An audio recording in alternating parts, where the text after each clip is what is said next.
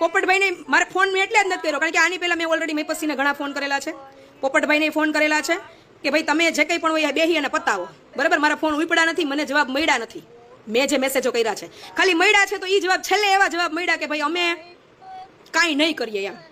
એટલે પછી આપણે ફોન કરવાના કરી દીધા બંધ. એટલે મહેરબાની કરીને હું મહીપતસિંહને કહું છું કે ભાઈ દિલીપ મામાની જે તકલીફ હોય, જે મજબૂરી હોય, પૈસા વાપરી નાખ્યા હોય, ફ્રોડ કર્યું હોય, રોકાણ કર્યું હોય, જી કર્યું હોય, તમે મને અત્યારે ટાર્ગેટ કરી છે એટલે મારે લાઈવ કરવું પડ્યું છે કે 65 લાખ રૂપિયાના વહીવટ માટે જલપાબેને કર્યો મોટો ખુલાસો. મહીપતસિંહ અને પોપટભાઈને મોટી બેન તરીકે આપી સલાહ.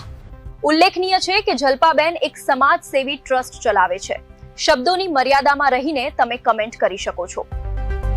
અને હું તો લાઈવના માધ્યમથી કહું છું મારા ખાતા ખોલવી લેવાની છૂટ મેં આની પહેલા ઘણા લાઈવ કરી નાખ્યા છે. એવા 5-25 કરોડ કે 5-25 લાખના વહીવટો કરી રહી છે ત્યાં હું ચૂપ રહીશ. મારું એકાઉન્ટ કે એ કોઈ હગાવાલા નહીં થાય મારા એકે.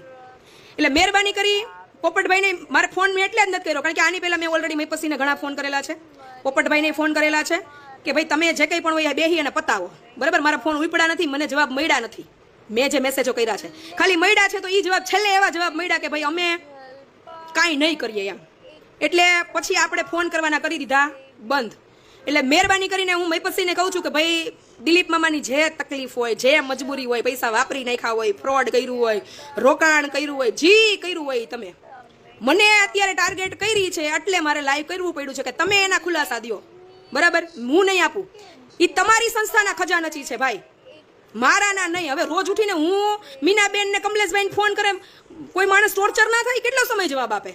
ઠીક છે, એણે મને ડોનેશન કર્યું છે તો એને એક સારી અપેક્ષા છે કે ભાઈ બેન તમે એક અમને એવું લાગે છે કે તમે કંઈક બોલશો કે તમે કંઈક કરશો. તો હું 3 વર્ષમાં સોશિયલ મીડિયામાં નથી આવી. આ મેટર 3 વર્ષથી હાલે છે, આજકાલની નથી હાલતી. 2-2.5 વર્ષથી તો હું ઓલરેડી છું જેના સંપર્કમાં.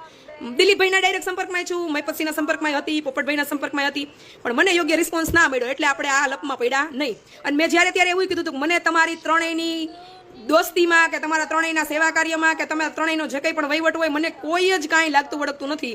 આ તો પેલા ભાઈના ફોન આવે છે એટલે હું એક રિક્વેસ્ટ કરવા માટે મેસેજ કરું છું, હું એક એ ભાઈની મદદ કરું છું. એમાંય મદદમાંય મેં એ ભાઈને નથી કીધું કમલેશભાઈને કે તમારા 1 કરોડના 60 લાખ આવી જાય, 5-25 લાખ અમારા આશ્રમમાં દેજો. મેં ચોખ્ખું જ કીધું છે કે 1 રૂપિયો તમારો મારે મારા આશ્રમમાં ન જોઈએ આ બાબતનો. હા, તમે રાજી ખુશીથી ક્યાંય કમાણા હોય, તમને ધંધામાં ક્યાંય કાંઈ આવક થઈ હોય ને તમારે કાંઈ પણ દેવું હોય ને તો ઘઉં ચોખા કે એવું દેજો, મારે પૈસા નથી જોતા. અને મને ખબર જ હોય કે અને હું ક્યારે જાહેર પ્રોગ્રામમાં નથી જતી ને એનું કારણ આ જ કે જેથી તેથી ઘો આવે ને તેથી આપણે કારણ વગરની સફાઈઓ દેવાની. અને એવા મારે 25-50-65 લાખ ભેગા કરવા હોત ને તો હું મર્સિડીઝ ને રેન્જ રોવર લઈને રખડતી હોત. પણ મારા બાવડામાં જે તેવડ છે, હું મારી જિંદગી અને મારી દીકરીની જિંદગી કામ કરીને મહેનત કરીને કમાઉં છું. એટલે મહેરબાની કરી જે કંઈ પણ મેટર હોય મહીપતસિંહને કહું છું, પોપટભાઈને કહું છું, તમે ખુલ્લીને મેદાનમાં આવી જાઓ. અને દિલીપ મામાને કહું છું તમારી જે ભેજામારી હોય હવે સોશિયલ આવ્યું જ છે તો કરો. હા, છેલ્લે કંટાળીને કરવું પડે, બાકી 3 વર્ષથી મેં ક્યાંય તમને કોઈ તકલીફ આપી નથી. મેં ફોન કર્યા, વિનંતી કરી, મેસેજ કર્યા, પણ રોજ ઉઠીને કમલેશભાઈ મીનાબેન એમ કે બેન આ ઇન્ડિયામાં બધા આવા જ છે. તો આ વસ્તુ કેટલી વ્યાજબી છે કે ન જે વ્યક્તિએ કાંઈ કર્યું હોય એને સાંભળવાનું. સદય દસ જે કંઈ પણ વહીવટ હોય મહીપતસિંહ ખબર છે, પોપટભાઈને ખબર છે, મને એટલી ખબર પડે ભાઈ કે મેં એ કીધેલું છે મહીપતસિંહ પોપટભાઈને બેયને કે આપણે આખા ગામની સેવા કરીએ, આખા ગામની પ્રશ્નો સોલ્વ કરીએ. અને આપણો જ વ્યક્તિ ફસાણો હોય અથવા તો આપણા જ વ્યક્તિએ કોઈના પૈસાની ફ્રોડ કરી હોય તો આપણી જવાબદારી બને આપણે એને બેહાડીને કેવું. તમે બે મોટામાં મોટી ભૂલ જ કરી કે જ્યાં સુધી મામાનો વહીવટ ન પતે ને ત્યાં સુધી સોશિયલી તમારે કંઈ કનેક્ટિવિટી રાખવાની જ નહોતી. આ તમે રાખી એટલે બદનામીના છટા આપણને બધાને ઉડ્યા, તમને જ નહીં મને ઉડ્યો. આજે મારે સફાઈ આપવા આવવું પડ્યું ને કે 65 લાખના વહીવટમાં હું નથી.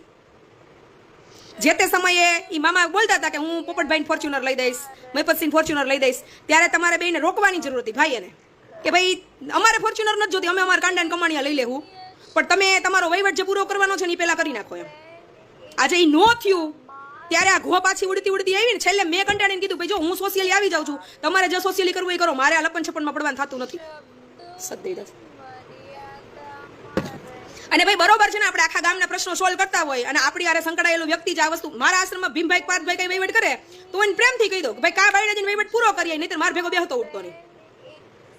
આજે બીજા વ્યક્તિઓના લીધે દરેક સંસ્થાઓને છાટા ઉડે, દરેક વ્યક્તિ ઉપર દોષના ટોપલા આવે, એના ખુલાસા કરીને મગજ અમારા ખરાબ કરવાના. હા, મારા ઉપર આવે તું કોઈનું ન મૂકું રાજભાઈ, ગમે એવું હોય. મેં કીધું તું કે હું એકના સીન વીખી નાખીશ અને હજી હું ઈચ્છું આ તો માઇગ્રેનની તકલીફના હિસાબે મને એમ થાય જ્યાં સુધી મગજ શાંત રહીએ અને ઉગ્રતા નો ધારણ કરવી પડે ત્યાં સુધી આપણે સોશિયલી કોઈ પણ ભેજામારીથી આઘા રહીએ કે ભાઈ એક ભેજામારી કરીએ એટલે બીજાનું પ્રૂફ આપવું, ત્રીજાનું પ્રૂફ આપવું, રોજ આ લપું જ કરવી. પણ આ તો નામ મારું આવ્યું ને કે 65 લાખના વહીવટમાં બેન હતા તો હું કોઈનું ન સાંભળું. હું ખુખાર દીપડી છું. પછી મૂકોય નહીં, ગમે એ હોય ને પછી એમાં દિલીપ મામા હોય, મહિપતસિંહ હોય, પોપટભાઈ હોય, મોટા ભાઈ કે મોટી બેન કે માં જગ્યાએ છું તમારી. પણ જો મને ક્યાંય ટાર્ગેટ કરવામાં આવે ને તો પછી ગામે ગમે એ તોપ કેમ નથી હું ઉલારીને ઘા કરી દઉં. હજી હું કહું છું ભઈલા, તમે બે રાઈટ છો. કદાચ તમને પૂછીને પૈસા નથી દીધા, તમે સત્ય છો, પણ દિલીપ મામાને કહો કે આમાં બોલે. આજે દિલીપ મામાએ આ ઘો કરી ત્યારે આપણે બધાને સાંભળવાનું આવ્યું ને. દિલીપ મામાએ જ્યારે એમ કીધું હતું ને કે પોપટભાઈ ફોર્ચ્યુનર લઈ દઉં, મહિપતસિંહ ફોર્ચ્યુનર લઈ દઉં, IMBBS ની ફી ભરું, આનો વહીવટ દીકરીઓના સમૂહ લગ્નનો કરી દઉં, તેથી તમારે બોલવાની જરૂર હતી કે મામા પેલા જેના દેવાના છે ને એને દઈ દો. જ્યાં સુધી તમારો વહીવટ ચોખ્ખો ના થાય ને ત્યાં સુધી તમે અહીંયા ન આવતા આશ્રમમાં. અને દિલીપ મામાને કહું છું કે તમે કમલેશભાઈ જે વહીવટ કર્યો હોય તમારે બેની પર્સનલ મેટર છે, પણ મેં જ્યારે પ્રેમથી તમને ફોન કર્યા, મારી પાસે છે આમાં રેકોર્ડિંગ 12-13 મિનિટનું, ત્યારે તમે, હું તો રેકોર્ડિંગ કરતી નથી પણ મારા ફોનમાં રેકોર્ડિંગ જ નથી. આ તો પાર્થભાઈના ફોનમાંથી મેં ફોન કર્યો હતો લગભગ, તો એનામાં રેકોર્ડિંગ પડ્યું છે. તો ત્યારે તમારે આ વહીવટ જે કંઈ પણ કર્યા હતા ને એ કહેવાની જરૂર હતી. મેં તમને એટલા પ્રેમથી રિક્વેસ્ટથી સમજાવ્યા હતા કે ભાઈ જી વહીવટ હોય હામાં પતાવી દો, તમારી પાસે પૈસા ન હોય તો તમારી કંઈક મિલકત હતી વાત થઈ હતી કે હું તમારા નામે દસ્તાવેજ કરી દઉં, કરી દેવાની જરૂર હતી. આપણે સોશિયલી બીજાને ગાડી લઈ દેવાની વાત કરીએ અને પૈસા ન દઈએ તો આ બધું સાંભળવું પડે ને. તમારા લીધે અમારે ભોગવવું પડે છે અત્યારે કે ઇન્ડિયાની સંસ્થાવાળા બધા એવા ફ્રોડરિયા છે અને આવા આઉટ કન્ટ્રીના લોકોના પૈસાના રોલ કરી નાખે છે. 3 વર્ષથી મને ખબર છે, 3 વર્ષથી હું ચૂપ હતી તો હું બોલી નહોતી શકતી. પણ મને એમ હતું કે ભાઈ કોઈ માણસ મુશ્કેલીમાં હોય, તકલીફમાં હોય, દઈ દે. અને મારે હું કેમ ભાઈ મગજમારીમાં પડવું જોઈએ? મારે કઈ લેતી દેતી હતી? કમલેશભાઈ હું કઈ મને 5-25 લાખ વહીવટના મેં માંગ્યા હતા કે મને દેવાના હતા?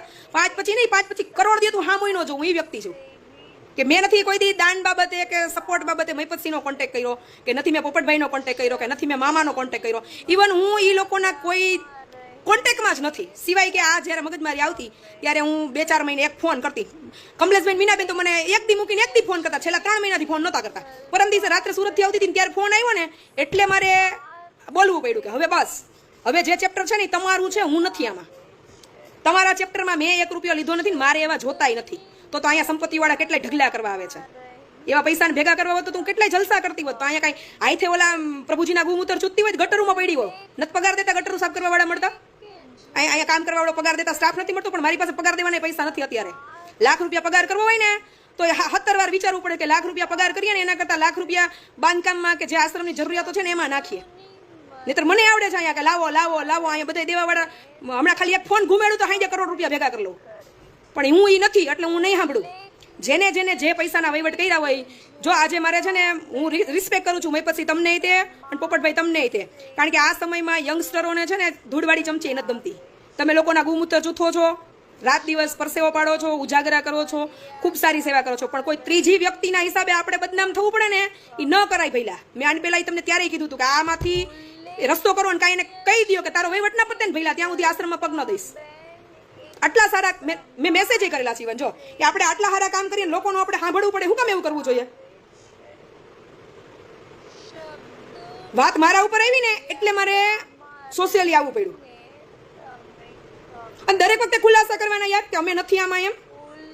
એટલે મહિપતસિંહ તમને કહું છું, પોપટભાઈ તમને કહું છું, તમે લોકો વિડીયો બનાવો, દિલીપમાં તમને કહું છું તમે આ વાતનો ખુલાસો કરો કે હું તમારી ક્યાંય મેટરમાં 1 રૂપિયામાં નથી.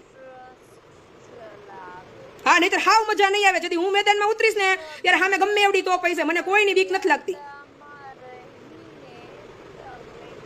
આ તો હું મારા માઇગ્રેનના હિસાબે છે ને લપમાં પડવા જ નહોતી માંગતી. આ તો મારું નામ આવ્યું ને એટલે મારે મેદાનમાં આવવું પડ્યું કે મહેરબાની કરી જાઓ. હું દેખાડું સ્ક્રીનશોટ, જો મેં મેસેજ કરેલા છે ને એ.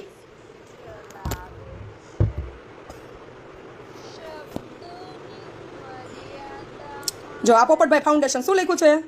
જય માં અમરભાઈ.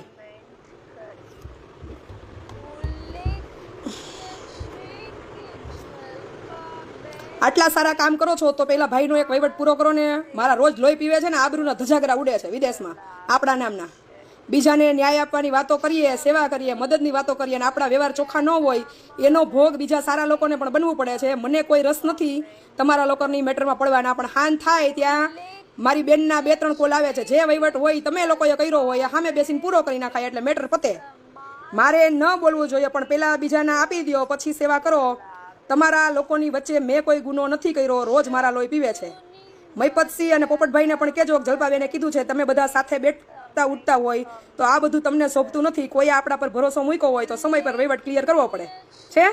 આ પોપટભાઈને કર્યો છે, મહિપતસિંહને કર્યો છે, અને આ દિલીપ મામાને કર્યો હતો. આ પુરાવા દેવા પડે ને એના દાખલા પડે છે. જો આ બીજો મહિપતસિંહને કરેલો મેસેજ 15 માર્ચ 2026, કેટલા મહિના થયા? જયમાં અમરભાઈ, જે રીતે તમે કપિલભાઈની ગાડી અપાવી એવી જ રીતે દિલીપભાઈ પાસેથી પેલા અમેરિકાવાળા ભાઈના 60 લાખ અપાવી દો. મને ખરેખર વિડીયો જોઈ અને વિચાર આવે છે કે આપણે સેવા કરતા લોકો બે ચહેરા સાથે રહીશું તો જગતમાં કોના પર ભરોસો કરવાનો? રાત દિવસ પેલા માણસે મહેનત કરીને આપણા જેવા સેવા કરતા લોકોનો ભરોસો કરી અને આવડી મોટી રકમ ધંધામાં રોકી છે. સમજાય તો સારું, મને એનો જવાબ મળ્યો નથી. અને આજે મારે એટલે ઉગ્ર થવું પડે છે. ભાઈ તમે મહિપતસિંહ તમને રિસ્પેક્ટ કરું છું, હજી કહું છું પોપટભાઈ તમને રિસ્પેક્ટ કરું છું. તમારા બેની એક જ ભૂલ કે જ્યાં સુધી વહીવટ પૈતો નહીં ત્યાં સુધી તમારે દિલીપ મામા સાથે કનેક્ટિવિટી રાખવાની નહોતી.